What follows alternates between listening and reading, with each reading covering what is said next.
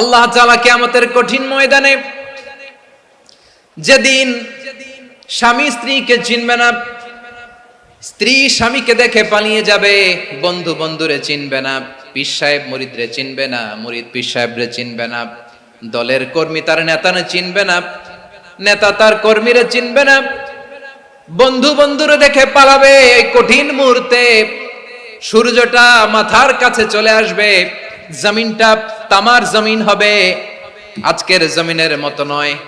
মানুষ ঘর্মাক্ত, ক্লান্ত, শ্রান্ত মাথার মগজগুলো কানের ছিদ্র আর নাকের ছিদ্র দিয়ে বেয়ে বেয়ে পড়বে। বিশ্বনবী ফরমান, ময়দানে 7 শ্রেণীর ব্যক্তিকে রব্বুল আলামিন তার আরশের নিচে ছায়া দিবেন। তার মধ্যে প্রথম শ্রেণীর ব্যক্তি হলো ইমামুন আদিল। ইমামুন আদিল, ন্যায়পরায়ণ শাসক, যে ইনসাফের সাথে বিচার করে, যে জাস্টিস সমাজে সার্ভ করে, যে সুশাসন নিশ্চিত করে, ওই ইমামুন আদিল। আদিল শব্দটা বুঝছেন না? ইন্নাল্লাহা ইয়া'মুরু বিল আদল, পাইছেন? আদিল। 7 শ্রেণীর ব্যক্তিকে আল্লাহ তাআলা সুশীতল আরশের নিচে ছায়া দিবেন, যেদিন তার দেয়া ছায়া ছাড়া কোনো ছায়া থাকবে না। এর প্রথম হচ্ছে ইমামুন আদিল, ন্যায়পরায়ণ শাসক। চিল্লায় বলেন সুবহানাল্লাহ। আবার বিশ্বনবী বললেন, ইন্নাল মুকসিতিনা ইনদাল্লাহি আলা মানাবিরা মিন নূর আন ইয়ামিনির রহমান। কিয়ামতের দিন যারা ন্যায়পরায়ণ হিসেবে আল্লাহর সামনে দাঁড়াবে, কিয়ামতের দিন রব্বুল আলামিন তার আরশের ডান দিকে ওই ন্যায়পরায়ণ লোকদের জন্য আরশের ডান দিকে একটা নূরের মিম্বারে তাদেরকে বসার সুযোগ করে দিবে। আল্লাহর আরশের ডান দিকে ন্যায়পরায়ণ লোকদের জন্য আল্লাহ তাআলা নূরের মিম্বার বানাবে। 4টে কেন কথা মনে করেছেন? আল আদাল, জাস্টিস। ইন্নাল্লাহা ইয়া'মুরু বিল আদল। আল্লাহ তাআলা এই আদালতের নির্দেশনা দেয়, সুবিচার, সুশাসন। প্রিয় ভাইয়েরা, এটা আমরা বাংলাদেশে চাই কি চাই না? এই যে অরাজকতা, এই যে অন্যায়, এই যে জুলুম, এই যে ইনকনসিস্টেন্সি, সমাজের অসঙ্গতির প্রধান কারণ জাস্টিস নাই, সুবিচার নাই, সুশাসন নাই। শেষবারের মতো আওয়াজ করে বলেন তো, আমরা বাংলাদেশে আদল চাই কি চাই না? তাহলে প্রথম নির্দেশনা শেষ। আল্লাহ তাআলা তোমাদেরকে আদলের আদেশ দেন। এরপরে আল্লাহ বললেন, আমি তোমাদেরকে ইহসানের আদেশ দেই। ইন্নাল্লাহা ইয়া'মুরু বিল আদলি ওয়াল ইহসান। আমি তোমাদেরকে যেমনি আদলের নির্দেশনা দেই, তেমনি ভাবে তোমাদেরকে ইহসানের নির্দেশনা দেই। ইহসান, আওয়াজ করে সবাই বলেন তো ইহসান। সবাই বলেননি, সবাই বললে এতটুকু আওয়াজ হবে আমি বিশ্বাস করি না। আওয়াজ করে বলুন আল ইহসান। ইহসান মানে কারো প্রতি সফট হার্টেড হওয়া, মহানুভব হওয়া, অনুগ্রহ পরায়ণ হওয়া, অনুগ্রহশীল হওয়া, একে অপরের প্রতি দয়াদ্র হওয়া। একে অপরের প্রতি দয়াদ্র, অনুগ্রহশীল হওয়া ছাড়া মানবিক সমাজ কঠিন কালেও গঠন করা সম্ভব না। প্রিয় ভাইয়েরা, সুন্দর আচরণ দিয়ে, ইহসান দিয়ে যা জয় করা যায়, নরম আচরণ দিয়ে যেটা অর্জন করা যায়, কঠোরতা দিয়ে সেটা পারা যায় না। বিষ্ণু ঈসা ইসলাম ইহসান দিয়ে, কোমল আচরণ দিয়ে, তার অনুগ্রহ দিয়ে তিনি অনেক কাফিরের হৃদয়কে জয় করে ফেলেছেন। সাইয়েদনা সুমামা ইবনে উসাল রাদিয়াল্লাহু তাআলা আনহুর কথা মনে পড়ে যায়। তিনি ছিলেন ইয়ামামার বাদশা। মদিনাতে বিশ্বনবীকে হত্যা করার নিয়তে এসেছিলেন। গোপনে গোপনে বিশ্বনবীকে হত্যা করে আবার ইয়ামামাতে তিনি ফিরে যাবেন। কিন্তু কি অবাক করা কাণ্ড, হত্যা করতে পারে নাই, সাহাবাদের হাতে তিনি ধরা পড়ে গেলেন। সাইয়েদনা সুমামা ইবনে উসাল রাদিয়াল্লাহু তাআলা আনহু হত্যার নিয়তে আসলেন, কিন্তু হত্যা করতে পারলেন না। সাহাবারা ওনাকে ধরে ফেললেন, ধরে মসজিদে নববীর পিলারের মধ্যে বেঁধে রাখলেন। সুমামা ইবনে উসাল, সিরাত থেকে শুনে, সিরাত থেকে শোনাচ্ছি, রাদিয়াল্লাহু তাআলা আনহু ইয়ামামার অধিপতি ছিলেন। ইয়ামামা বিশ্বনবীকে হত্যার জন্য আসছেন, ধরা পড়ে গেছেন, এখন মসজিদে নববীতে বেঁধে রাখছে, তার মানে বন্দী। এখন স্ট্যাটাস কি? বন্দী, ক্যাপটিভ। তো বিষ্ণু ঈসা ইসলাম সাহাবাদেরকে বললেন, তার খোঁজ খবর নিও, সুমামা ইবনে উসালের খোঁজ খবর নিও। সাহাবারা বলেন, ইয়া রাসূলুল্লাহ, আপনাকে হত্যা করতে এসেছে, তার তো কঠিন ক্যাপিটাল পানিশমেন্ট হওয়া দরকার, কঠিন শাস্তি হওয়া দরকার। বিশ্বনবী বললেন, না, আমি যেটা জানি তোমরা সেটা জানো না। তোমরা সুমামার সাথে ভালো আচরণ করো, বিশ্বনবী সুমামার কাছে গেলেন। প্রথম দিন যে তিনি কালেমার দাওয়াত দিলেন, ইমানের দাওয়াত দিলেন, ইসলামের দাওয়াত দিলেন, রিসালাতের দাওয়াত দিলেন, আখিরাতের দাওয়াত দিলেন। পরের দিন যে বিশ্বনবী সালাতের দাওয়াত দিলেন, যাকাতের দাওয়াত দিলেন, ইসলাম কি, কিভাবে, কেমন করে পালন করতে হয় চমৎকার আর্টিকুলেট করতে শুরু করলেন। তন্ময় হয়ে সুমামা ইবনে উসাল রাদিয়াল্লাহু তাআলা আনহু বিশ্বনবীর কথাগুলো শুনতে আরম্ভ করলো। একদিন নয়, 2 দিন নয়, টানা 3 দিন বিশ্বনবী সুমামার কাছে ইসলামকে প্রেজেন্ট করেছেন, উপস্থাপন করেছেন। আওয়াজ করে বলেন, কয় দিন? 3 দিন। 3 দিন মসজিদে নববীতে বাধা। আর সাহাবীদেরকে বললেন, তার খোঁজ খবর নিও, তোমরা যে রুটি বানাও এর মধ্যে সবচেয়ে ভালো আটার রুটিটা তারে দিও, সবচেয়ে রিফাইন্ড খেজুর, যেটা পিওর খেজুর, এটা তারে দিও। আর বিশ্বনবী নিজের উট থেকে দুধ দহন করে ওনার বাড়ির এক কর্মচারীকে বলেছেন, দুধ দহন করে সুমামার জন্য নিয়ে যেও। সুবহানাল্লাহ পড়বেন না? সবাই তো অবাক, ইয়ামামা থেকে আসছে নবীকে হত্যা করতে, বিশ্বনবী দেখে তারে জামাই আদর করে, তাকে মজার মজার খাবার দিও, দুধ দিও, আদর আপ্যায়ন করো। একদিন নয়, 2 দিন নয়, টানা 3 দিন বিশ্বনবী এভাবে সুমামার কাছে যে ইসলামকে প্রেজেন্ট করতে আরম্ভ করলেন, ইসলামকে উপস্থাপন করতে শুরু করলেন। আর তাকে চমৎকার এন্টারটেইনমেন্ট, আপ্যায়ন দিতে আরম্ভ করলেন। টানা 3 দিন যখন ইসলামের দ্য বিউটিজ অফ ইসলাম, ইসলামের সুমহান বাণী, সৌন্দর্য তার কাছে উপস্থাপন শেষ, তাকে আপ্যায়ন শেষ, বিশ্বনবী বললেন সাহাবাদেরকে, যাও এবার সুমামার হাতের পায়ের রশি দুটো খুলে দাও। সাহাবারা বললেন, ইয়া রাসূলুল্লাহ, কি বলেন আপনি? ও তো হত্যাকারী, সুযোগ পায় নাই, আপনারে মারতে পারে নাই, ছেড়ে দিলে আবার ও আপনার উপর তলোয়ার নিয়ে ঝাঁপিয়ে পড়বে। নবী, এই সিদ্ধান্ত আপনি নিতে যাবেন না। বিশ্বনবী বললেন, যেটা বলেছি সেটা করো, সুমামার রশিগুলো ছেড়ে দাও, সুমামার হাতে পায়ের রশিগুলো যে তোমরা খুলে দাও। সাহাবারা তর্ক জুড়ে দিলেন, লা ইয়া রাসূলুল্লাহ, এমনটা করবেন না, তো ভয়ঙ্কর, ভয়ঙ্কর খুনি, কি জানি কি হয়ে যায়। বিশ্বনবী বললেন, না, তার হাতে পায়ের রশিগুলো খুলে দাও। সাহাবারা বিশ্বনবীর কথা মতো তার হাতে পায়ের রশিগুলো খুলে দিল। সুমামা মুহূর্তের মধ্যে মসজিদে নববী থেকে বের হয়ে ইয়ামামায় ফিরে না যে মসজিদে নববীর পাশে একটা খেজুর বাগান ছিল, সেখানে চলে গেলেন। সেখানে একটা ছোট্ট কুয়া ছিল, কুয়ার পানি দিয়ে তিনি গোসল করলেন। সুবহানাল্লাহ পড়েন। কুয়ার পানি দিয়ে গোসল করে মসজিদে নববীর সামনে এসে বিশ্বনবী এবং সাহাবাদের সামনে দাঁড়িয়ে সাব্বাবা উঁচু করে বললেন, আশহাদু আল্লা ইলাহা ইল্লাল্লাহ ওয়া আশহাদু আন্না মুহাম্মাদান আবদুহু ওয়া রাসূলুহু। আল্লাহু আকবার। আমি সাক্ষ্য দিচ্ছি আল্লাহ ছাড়া কোনো ইলাহ নাই, আর মুহাম্মদ আল্লাহ তাআলার প্রেরিত বান্দা এবং রাসূল। প্রিয় ভাইয়েরা, ইহসান দিয়ে যা জয় করা যায়, কঠোরতা দিয়ে সেটা কঠিনকালেও জয় করা যায় না। আওয়াজ করে বলেন, ঠিক কি না? এবার সুমামা দাঁড়িয়ে বলে, ওগো নবী, আমি তো কালিমা পড়ে মুসলমান হয়ে গেলাম, এবার শোনেন, এই মুহূর্তের আগে আপনার চেহারার চাইতে নিকৃষ্ট কোনো চেহারা আমার কাছে ছিল না, কিন্তু শাহাদা পাঠ করার পরে আপনার চেহারার চাইতে উত্তম শ্রেষ্ঠ কোনো চেহারা আমার কাছে আর নাই। ও নবী, আজকের দিনের আগে ইসলাম ধর্মের চেয়ে নিকৃষ্ট অপছন্দনীয় কোনো ধর্ম আমার কাছে ছিল না, কিন্তু এই মুহূর্ত থেকে ইসলামের চেয়ে সেরা শ্রেষ্ঠ পছন্দনীয় কোনো ধর্ম আমার কাছে নাই। নবী গো, আজকের দিনের আগে মদিনার চাইতে অপছন্দনীয় নিকৃষ্ট কোনো শহর আমার কাছে ছিল না, কিন্তু এই মুহূর্তের পর থেকে মদিনার চাইতে কোনো শ্রেষ্ঠ শহর আমার জানা নাই। সে ছিল গমের বড় ডিলার, গম বেচত। কি বেচত? তার গম কিনে মক্কার লোকেরা রুটি খাইতো। সে ঘোষণা দিল, আজকে থেকে মক্কাবাসীদের জন্য সব গম আমি হারাম করে দিলাম, মক্কাবাসী এখন না খেয়ে মরে। সুবহানাল্লাহ পড়বেন না? মক্কাবাসী বিশ্বনবীর কাছে আসলেন, এসে বললেন, মুহাম্মদ, আমরা তো তোমার ভাই, তোমার চাচা, তোমার ভাতিজা, তোমার আত্মীয়, তুমি সুমামারে বলো সে যেন আবার গমের সাপ্লাই মক্কার জন্য অনুমতি দিয়ে দেয়। বিশ্বনবীর অনুমতি ক্রমে সুমামা আবার মক্কাতে গম পাঠাতে শুরু করলো। পড়েন সুবহানাল্লাহ। ইহসান, ইহসান দিয়ে আপনি যেটা জয় করতে পারবেন, you can win the heart of your enemies. ইহসান দিয়ে আপনি আপনার শত্রুর হৃদয়কে জয় করতে পারবেন। আওয়াজ করে বলেন, ঠিক কি না?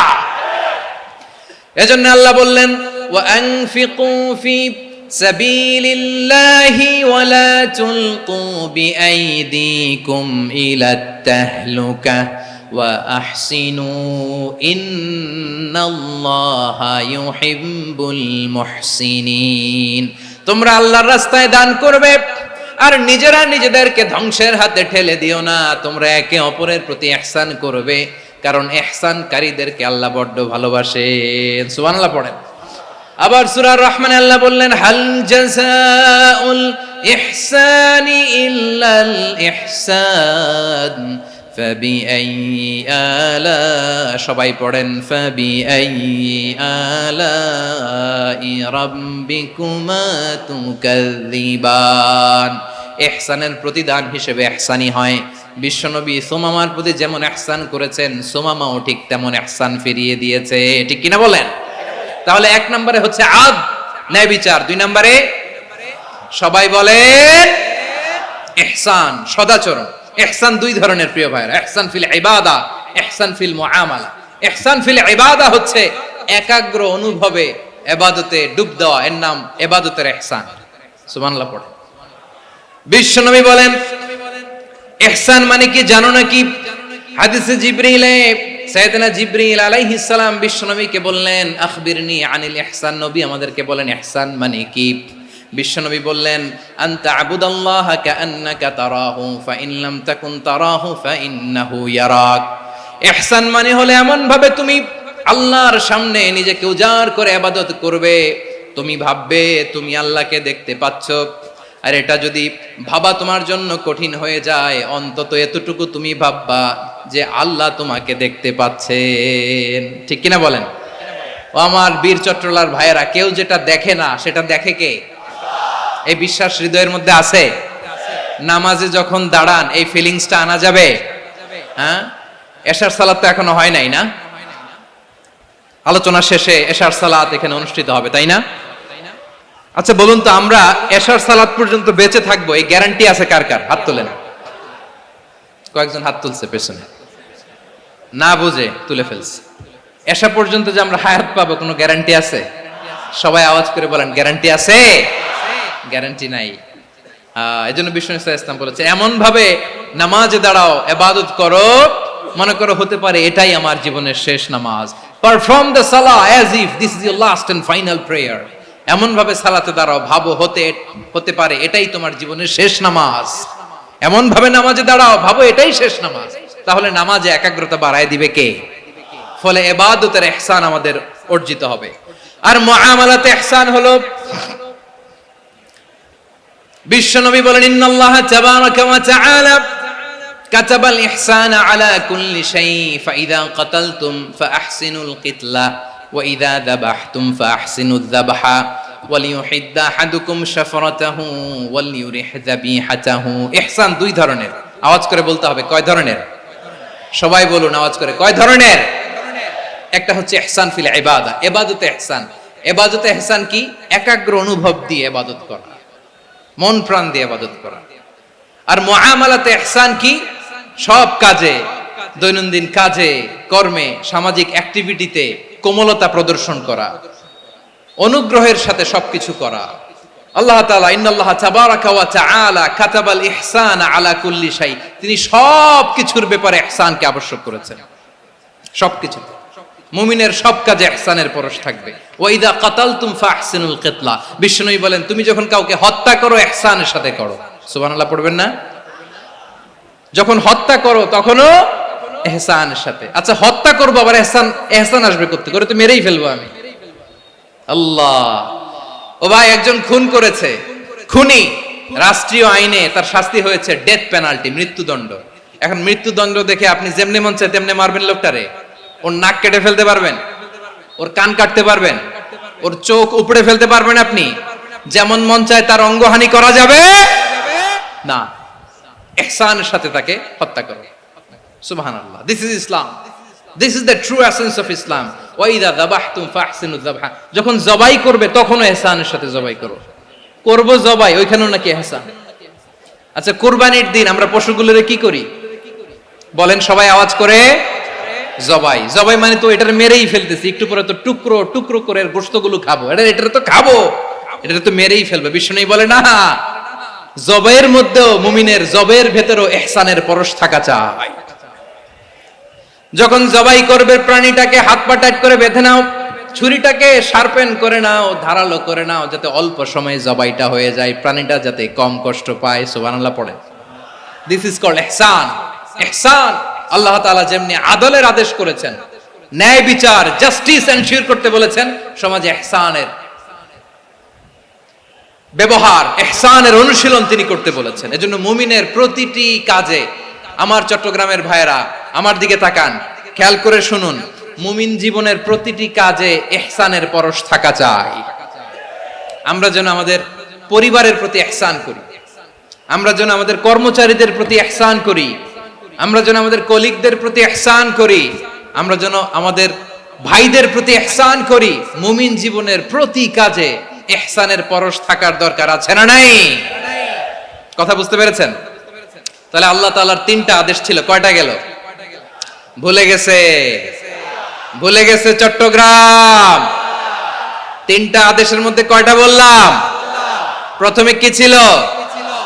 আদল। 2 নম্বরে, 3 নম্বরে রব্বুল আলামিন বললেন ওয়া ইতাইদিল কুরবা, নিকটাত্মীয়দেরকে দান করো। নিকট আত্মীয়দেরকে দাও, যারা তোমাদের ব্লাড কানেকশনের আত্মীয় তাদেরকে তোমরা দাও।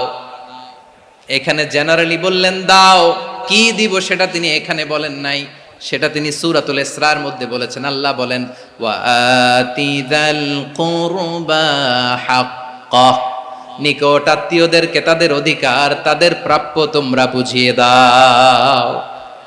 দেখেন, একটা শান্তির সমাজ, একটা সমৃদ্ধ সমাজ, একটা মানবিক সমাজ গঠনের জন্য আল্লাহ তাআলা বেশি না, মাত্র 3টা অর্ডার, 3টা ভার্ডিক্ট তিনি জারি করেছেন। 1 নাম্বার সুশাসন, ন্যায় বিচার। 2 নাম্বার ইহসান। 3 নাম্বার নিকটাত্মীয়, যারা কাছের, তোমার ভেরি ক্লোজ রিলেশনশিপে আছে, তাদেরকে দাও। দাও, দিলে বাড়িয়ে দেয় কে? অনেকে দিতে চায় না, কৃপণতা করে। দিলে বাড়ায় দেয় কে? ও মিয়া, মদিনার মধ্যে সবচাইতে গরিব সাহাবী ছিল বেলাল রাদিয়াল্লাহু তাআলা আনহু। ওনার এন্টায়ার অ্যাসেট, সম্পদের পরিমাণ কতদূর জানেন? একটা লুঙ্গি। বেলাল রাদিয়াল্লাহু তাআলা আনহু, ওনার টোটাল ওয়েলথের এস্টিমেশন হচ্ছে মাত্র একটা লুঙ্গি। একটা লুঙ্গি, টোটাল ওয়েলথ এস্টিমেশন, টোটাল সম্পদের পরিমাণ বেলাল রাদিয়াল্লাহু তাআলা আনহুর কি ছিল? কথা বোঝে নাই বোধহয়। কি ছিল? ওই বেলাল রাদিয়াল্লাহু তাআলা আনহুকে বিষ্ণু ইসলাম বলেছেন আনফিক ইয়া বেলাল, ও বেলাল তুমিও দাও। ওয়ালা তাখশা মিন যিল আরশি ইখলালা, আরশের অধিপতির তো কোনো ঘাটতি নাই, তুমি দিলে ওই আল্লাহ তোমারে বাড়ায় দিবে। এজন্য আমার প্রিয় ভাইয়েরা, দিলে কমে না, দিলে বাড়ে। অনেকে ধরে রাখে, নতুন কিছু নিতে পারে না, হাত দিয়ে যেটা ধরে রেখেছেন এটা দিয়ে দেন, বড় একটা ধরার সুযোগ পাবেন। জোরে বলেন ঠিক কিনা? ধরেন 5 কেজি ওজনের একটা ধরে রাখছেন, এখন 10, এটা না ছাড়লে 10 কেজি ধরতে পারবেন আপনি? আচ্ছা, 10 কেজির জিনিস একটা আছে হাতে, ওইটা যদি ছেড়ে দেন তাহলেই না 15 কেজি ধরতে পারবেন। কথা বলেন ঠিক কিনা? তাহলে দিলে বাড়িয়ে দেয় কে? রব্বুল আলামিন বললেন 3 নাম্বার আদেশ হলো তোমাদের প্রতি সমাজটারে কেমন করে মানবিক সমাজ, সুন্দর সমাজ গড়বা। 3 নাম্বার আদেশ হলো ওয়া আতিদাল কুরবা হাক্কা, নিকটাত্মীয়দেরকে তাদের প্রাপ্য বুঝিয়ে দাও। এই নিকটাত্মীয়দেরকে তাদের অধিকার বুঝিয়ে দেওয়া, প্রাপ্য বুঝিয়ে দেওয়াতে আমাদের গাফলতি আছে না নাই? চট্টগ্রামে নাই? মাশাআল্লাহ আছে, আছে। অনেকে দেখবেন অনেক আল্লাহওয়ালা তাহাজ্জুদ গুজার, সেজদা দিতে দিতে কপালে কালো দাগ ফেলে দিছে, সে তার বোনের হকটা আদায় করে নাই। আছে না নাই? হ্যাঁ, এখানেও আছে। সর্বনাশ। অনেক বড় হাজী সাহেব, বিশাল লম্বা দাড়ি, ছেলেরে সব দিয়ে দিছে, মেয়েরে কিছু দেয় নাই, মেয়ের হক আদায় করে নাই। আছে না নাই? এই হাজী সাহেবেরা, এই আল্লাহওয়ালারা কিয়ামতের ময়দানে আটকে যাবে। আপনি অন্যের অধিকার নষ্ট করেছেন, তাদের রাইটস কে ভায়োলেট করেছেন। এজন্য আল্লাহ তাআলা বলেন, কারো অধিকার যদি কেউ নষ্ট করে, ওই সমাজটা মানবিক সমাজ কঠিনকালেও হতে পারে না। এজন্য 3 নম্বর আল্লাহ বললেন ওয়া ইতাইদিল কুরবা, নিকটাত্মীয়দেরকে দাও। কি দিবা? তাদের অধিকার দিয়ে দাও, বোনের অধিকার বুঝিয়ে দাও। মেয়ের অধিকার বুঝিয়ে দাও, ফুফুর অধিকার বুঝিয়ে দাও। দেখবেন অনেক মায়েরা ছেলের পাতে মুরগির রান দেয়, মেয়ের পাতে দেয় মুরগির ঠ্যাং। এরকম আছে না নাই? ছেলেরা কি দেয় মুরগির, মেয়ের পাতে কি দেয়? তো মেয়ের কি মুরগির রান খেতে মনে চায় না? মনে চায় না? এমনটা করা যাবে না। নিকটাত্মীয়দেরকে অধিকার দিয়ে দাও, নিকটাত্মীয়ের সাথে সুসম্পর্ক রাখো। আদেশটা কার? এজন্য প্রিয় ভাইয়েরা, জীবনে যদি বারাকা অর্জন করতে চান, নিকটাত্মীয়দের সাথে সুসম্পর্ক